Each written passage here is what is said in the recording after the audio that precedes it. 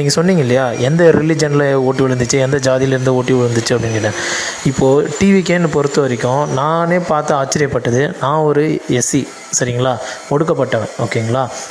நான் வந்து எங்கள் ஊருக்குள்ளேயே ஒரு பகுதியில் ஒரு ஏரியாக்குள்ளே என்னால் போக முடியாது. அங்கே போய் என்னால் ஃப்ரீடமாக சுற்றவோ அது மாதிரி பண்ண முடியாது.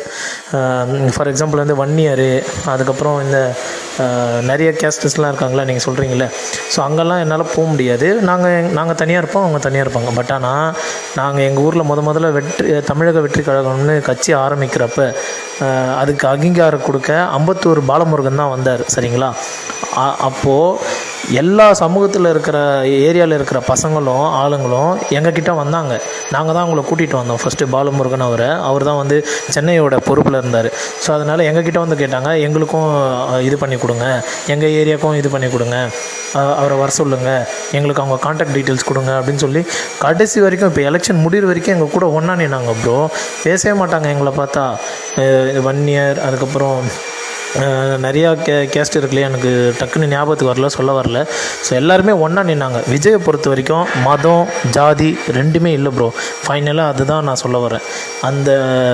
அந்த ஒரு ஒற்றுமை இருந்ததுனால மட்டும்தான் விஜய்க்கு இந்த வெற்றி.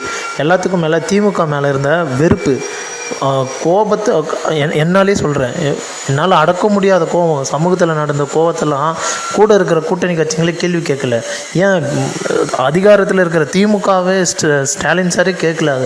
அந்த கோபத்தெல்லாம் தான் நாங்கள் எப்படி காட்டுறதுன்னு தெரியல. ஸோ அதனால தான் நாங்கள் கொடுத்த அந்த எங்கள் கோபத்தை காட்டினது தான் டிவிக்கு. ஸோ அதனால தான் டிவிக்கு வின் பண்ணிச்சு. முழுக்க காரணம் இது மட்டும்தான்.